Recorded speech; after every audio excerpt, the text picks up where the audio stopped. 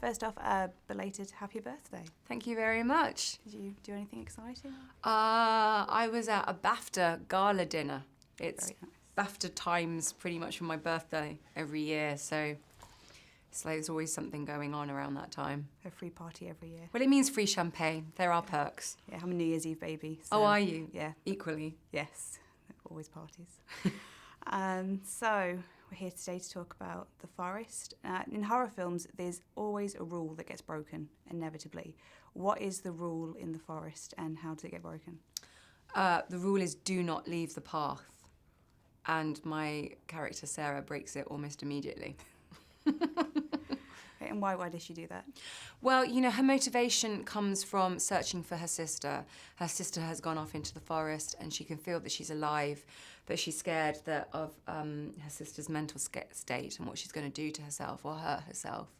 And so she goes out of love for her sister and ignores all the warnings about being lost or the darkness and the demons that lurk in the forest.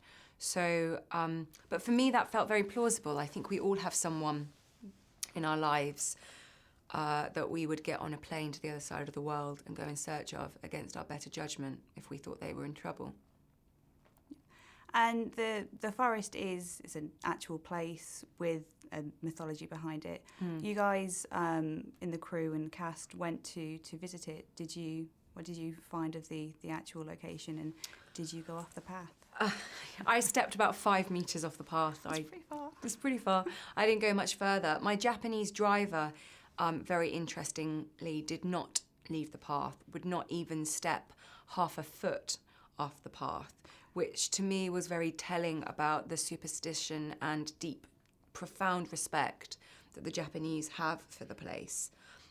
As you say, it is steeped in a lot of heritage and tradition and culturally so significant to them as a gateway to the other side, first and foremost. So it was a privilege to be able to visit. And we were in Tokyo shooting for a week, a lot of those sequences that you see at the beginning of the movie. And then we moved to a great forest in a national park in Serbia for the majority of our shoot. Equally stunning landscape there. And you play both Jess and Sarah in the film. How was it playing twins, and which one was more fun to play? I suppose, like with most characters that an actor will play, both girls with sort of different aspects of my personality. I just loved the fact that they were kind of both textbook examples of the direction a person can go if they've suffered trauma. And as you watch the movie, you find out like the big secret that they've suffered a big trauma in their childhood together. And so Sarah being this kind of alpha overachiever that is all very together and conservative, and that Jess has gone completely haywire and is very emotionally connected to herself. I mean, emotionally, I'm probably more like Jess, but it was fun to be able to play those opposite ends of the spectrum. And it wasn't hard to play two twins other than the day when I had to talk to myself in a scene. That was a bit tricky. Yeah, I can imagine. The forest is bound to scare audiences everywhere, but what films have scared you over the years? The Shining, The Orphanage, The Others, It Follows. That was a good one. Don't Look Now, you know.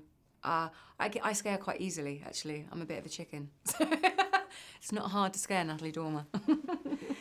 Is it your first time doing horror? Yes, I mean, The Fades was a TV show, the great creation of Jack Thorne, that we sadly only did one series, that I suppose sort of teeters around horror, supernatural, action, drama, kind of a multitude of... It had some horror in there, but sort of what you would define as a straight horror, or this would be... The Forest would be, I suppose, defined as a psychological horror. Yes, it is my first time. And which is scarier, a night in the forest or a night with Joffrey? A Night with Joffrey. Yeah. Obviously, we've just had the trailer come out this weekend. Obviously, there's absolutely no new footage in it. But the book is, the series now goes away from the books. So what surprises are there in store for everybody this year? Whatever you're going to be surprised by, I'm going to be surprised by, because I have purposefully not read other people's storylines. So I'm anticipating season 6 at the end of April as much as every audience member is. I have purposefully not read ahead, so I don't know.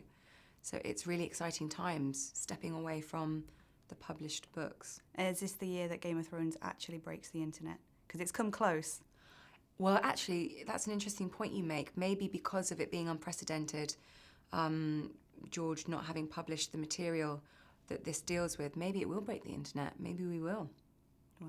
Well, thank you. We shall see. Thank you very much for talking to me, and good luck with The Forest. Thank you very much.